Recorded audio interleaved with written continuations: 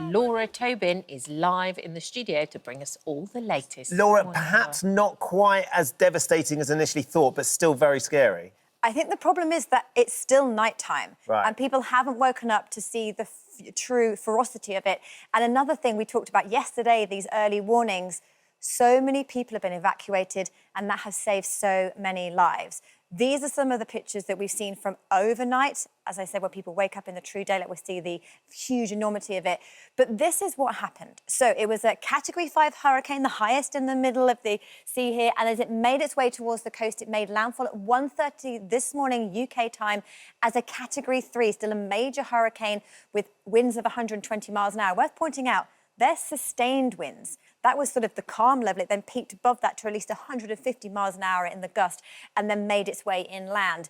But people were saying about its calling card, tornadoes. So we have these incredible images of some tornadoes and waterspouts out in the ocean. Now, these tornadoes were the precursor for the hurricane arriving. Now, in Florida, they issued 130 warnings for tornadoes, which is more than they have ever issued in one day in Florida. And you can see here, after the tornadoes came the heavy rainfall, this radar loop showing what is happening right now. We had record rainfall totals, another record being broken. Some areas seeing 2 months worth of rainfall in just an hour. That's once in a 1,000-year return period. We also talked yesterday about the storm surge. These are some of the images of what we saw. This is huge amounts of water being sucked from the ocean, drawn inland, with places completely submerged. So at the moment, it is a Category 1 hurricane. It is still on the east coast of Florida, still bringing torrential rainfall to so many people.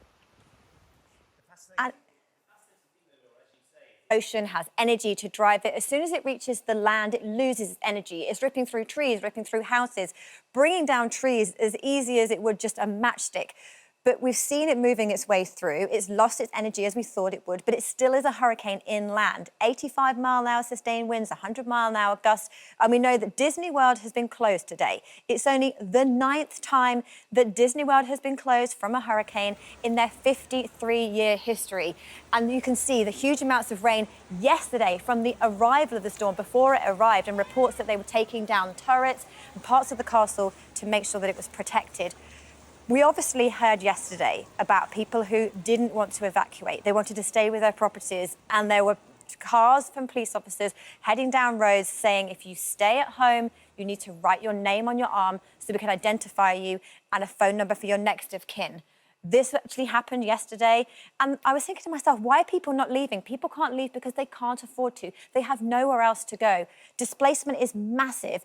In Hurricane Katrina, 1.5 million people were displaced. 400,000 never returned home. And it's not just people they're worried about. There were many people who were writing their names on horses as well, because they were so worried when the storm passed whether they'll be able to find them again. So it is clearing away from the east coast, but as people wake up, they're going to be seeing the true ferocity of this storm. But thank goodness for the early warning yesterday.